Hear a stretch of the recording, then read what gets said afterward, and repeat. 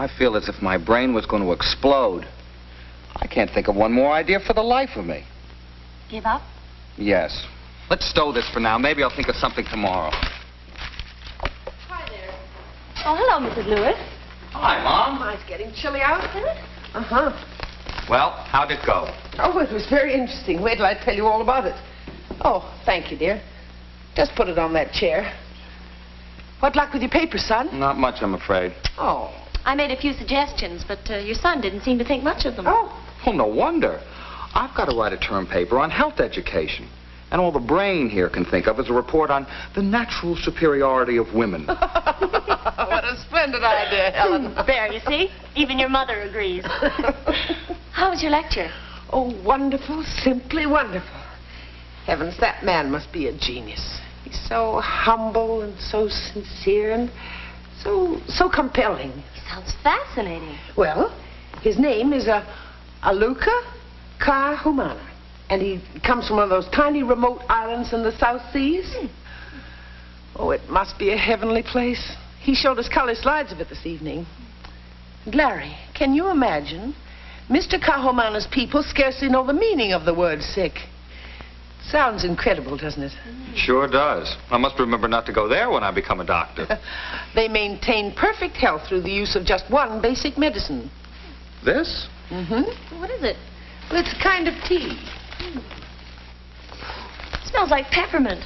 Well, it's made up of special herbs, and the formula has been carefully guarded and handed down from one generation to another. Mother, so that's what this is. The secret of health, all the way from the South Seas. How much? Well, $4.50.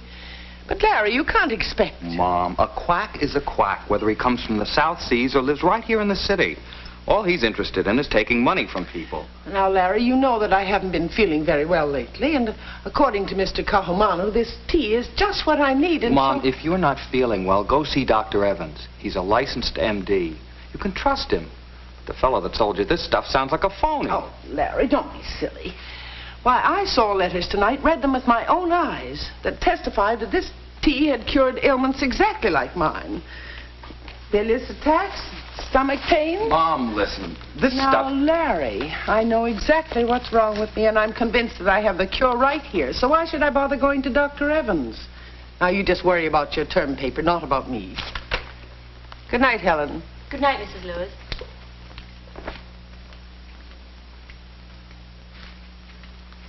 How do you like that? My own mother falling for that stuff. Well, you don't know, Larry.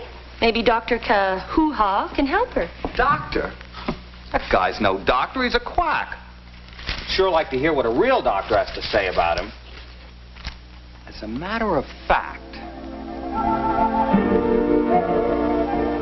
I understand, Doctor. There's nothing you can do unless my mother asks you. These quacks, once they get to a patient, anything can happen. Proper treatment can be delayed often until it's too late.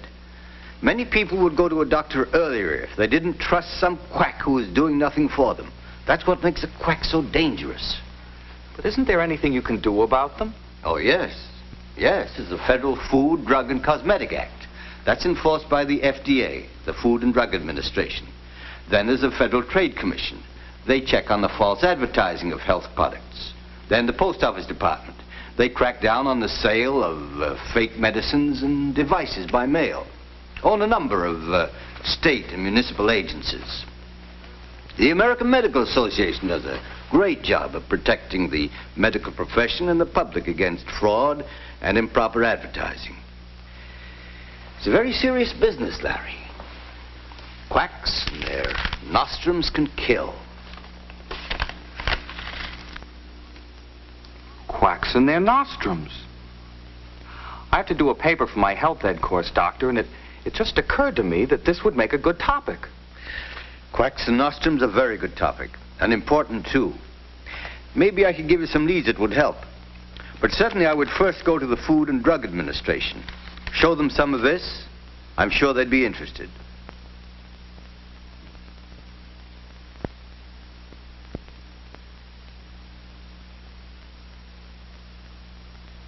Where did your mother buy this? She went to a lecture last Friday at the Hotel Rhinelander. Some guy from the South Seas... Kahumana. You know him? Mm-hmm. We try to have one of our men cover these so-called health meetings and lectures. We've had our eye on him for some time. Now, this tea is composed of ground orris root, doggrass, peppermint leaf, and Paraguay tea. It's not harmful. Well, the tea itself isn't harmful, but if anyone is really sick, takes this tea instead of going to the doctor, the result can be fatal. This is absolutely worthless as a cure for any known illness. What about testimonials? Now, this guy showed my mother some pretty convincing letters. Well, that's what the quack uses for bait, and they're just as phony as the medicine. Now, some quacks write their own, others buy them. And some people write testimonials in good faith when they think they've been cured or will be cured. One investigation by the American Medical Association showed that some of the people who wrote the testimonials died before their letters appeared in print of the diseases they thought were cured. And we have had the same experience investigating these quack treatments. Well, this Kahumana is making false claims and peddling phony medicine. Why don't you arrest him? Well, first we have to prove that the stuff is being sold across state lines. If it isn't, then we turn the case over to the state authorities to handle. But if it is, then we prepare a case against him for violation of the Food, Drug, and Cosmetic Act. And then we turn all this information over to the United States Attorney for presentation in the federal court. Then they take over. I didn't realize there was so much to it. As a result of all this, I'm doing a paper on Quacks and Nostrums. And I'm just beginning to see the amount of work that goes into protecting people from them. Well, we're only one agency that protects the public. If it would help, I'd be glad to show you around a bit. It might give you an idea of what we're doing. Well, if you've got time, that'd be great. Well, let's go.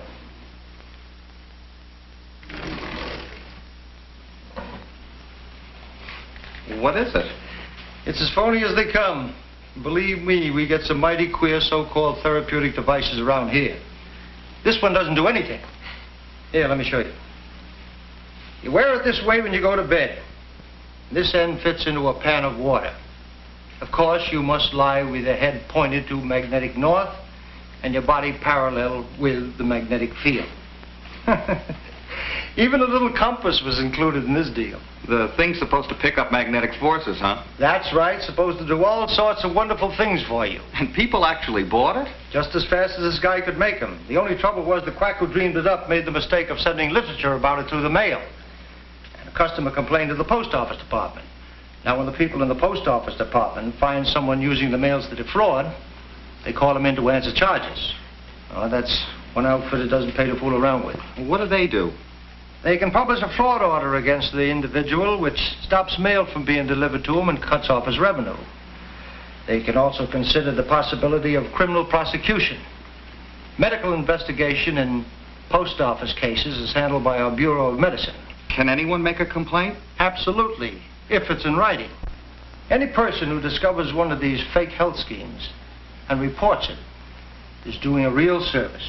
A lot depends on what claims are actually made for a product, doesn't it? Ah, now you're getting into labeling. Mislabeling or misbranding is a very serious offense. We keep a file of drug labels. Now, labels on drugs are very important. We see that they state what the medicine is recommended for, the dosage, how often to take it, and for how long. Whether it's recommended for children and when it should not be taken. Now, according to the Food, Drug, and Cosmetic Act, drugs must comply with certain standards. Now, for some drugs, the label sets the standard. It tells what ingredients are present. And for others, the formula is set forth in the U.S. Pharmacopoeia and the National Formulary. Now, drugs described in these official books are known as official drugs. And they don't need a list of ingredients on the label.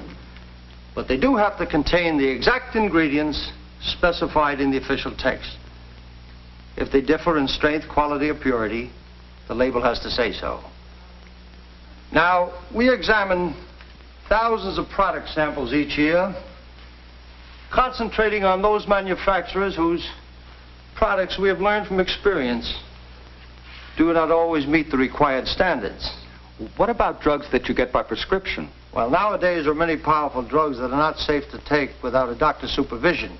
And under federal law, they cannot be sold without a prescription. Now, these drugs are not labeled the same as those consumers can buy on their own. But you can rely upon your doctor and your pharmacist. They're both professionally trained men. A druggist must have received training at an accredited college. Now, drugstores have an important place in our health services. And they can be very useful if you just remember to follow your doctor's advice, not expect the druggist to prescribe for you, and to check your labels carefully. And be mighty skeptical about anything that claims to be a cure-all, or is advertised to do more than the label says it will.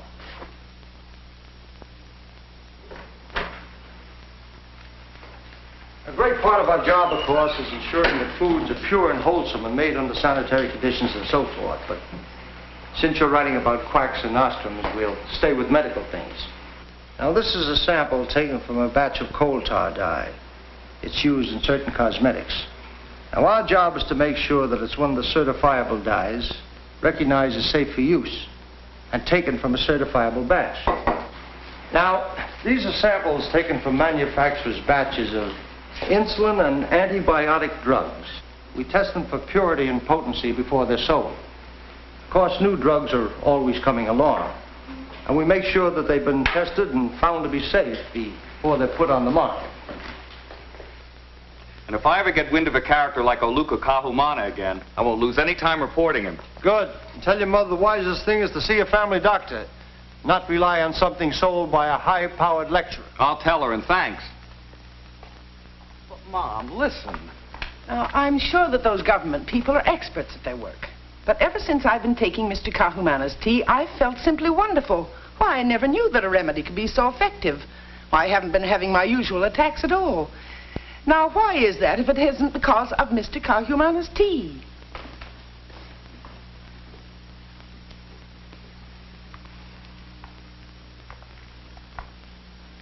Well, you've got to admit that your mother's been looking and feeling wonderful since she started taking the tea.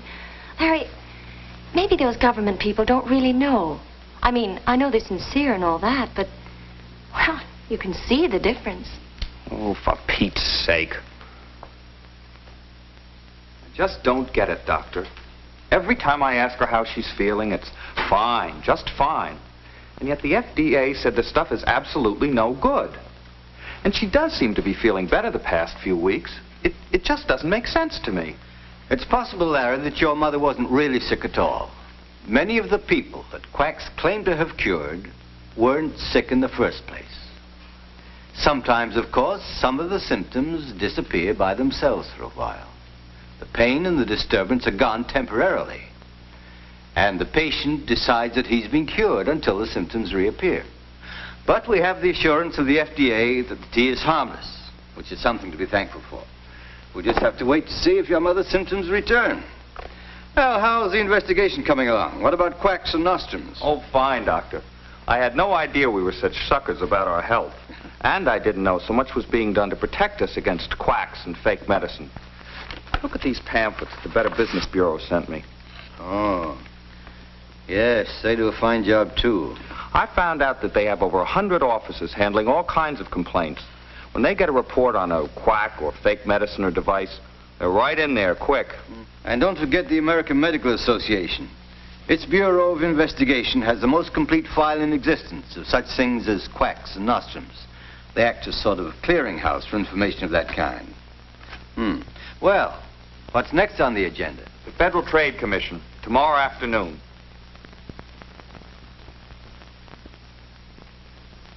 I've learned that it's easy to get reliable information about health products and services, but I'd like to know about health information that comes to us from advertising. That's what we call commercial health information. It's a mighty big business. Millions of dollars are spent to advertise health products, vitamin pills, nerve pills, and all kinds of pills and other medicines for all kinds of aches and pains. You see, sometimes the advertising can be deceptive. And if the product is sold or advertised in interstate commerce, that's where the Federal Trade Commission comes in. In some cases, if the advertising is inaccurate for things like cosmetics, deodorants, and hair tonics and so forth, people might use the product in ways that could injure their health. Inaccurate? Aren't they actually lying? Well, some ads don't really make any claims at all. They just seem to. Tricky wording is what does it. Some advertisers deal in glittering generalities. Others use the plain folks line of approach. Then there's the splashy bandwagon type of ad. But many deal in out-and-out false claims. What action do you take when you find that false or deceptive advertising has been used? Well, the commission issues a complaint against them, and if the charge is approved, orders them to stop the advertising. If they want to protest the order, or if they violate it, the FTC is ready to fight the case in the courts. I see. Better get some of this down. Larry, but I think you're going overboard on this report. Well, Dr. Evans doesn't think so. And he ought to know. Mom? Oh, Mom? Larry, would you please come here right away?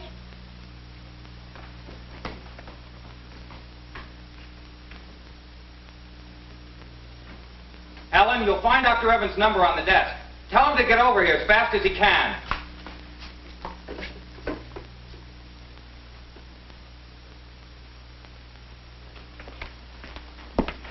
What is it, Doctor? I can't be sure till we get her to the hospital and take some x-rays, but I strongly suspect that it's gallbladder trouble.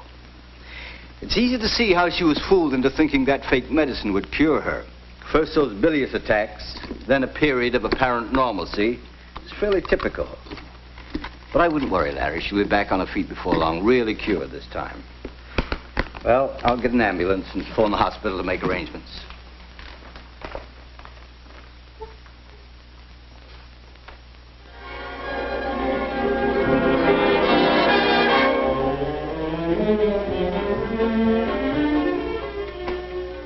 Hi, how's the convalescent? Oh, I'm just fine.